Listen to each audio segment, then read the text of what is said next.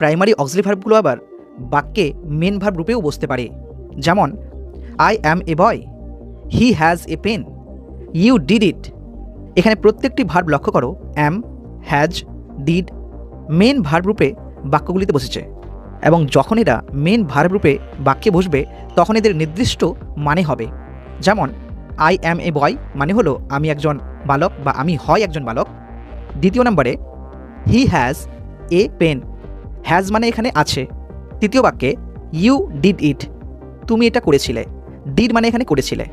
কিন্তু সাধারণত এই ভার্বগুলো যখন অক্সিলারি ভার্ব রূপে বাক্যে বসে তখন এদের নির্দিষ্ট মানে হয় না, এটি মেন ভার্বের উপর নির্ভরশীল থাকে এবং সেটির অর্থ প্রাধান্য পায়, অর্থাৎ মেন ভার্বের অর্থ প্রাধান্য পায়। যেমন ধরো আই অ্যাম ইটিং রাইস, এখানে ইটিং হলো মেন ভার্ব এবং অ্যাম হলো অক্সিলারি ভার্ব। এখানে অ্যাম ভার্বটি প্রেজেন্ট কন্টিনিউয়াস টেন্স গঠনে সাহায্য করেছে।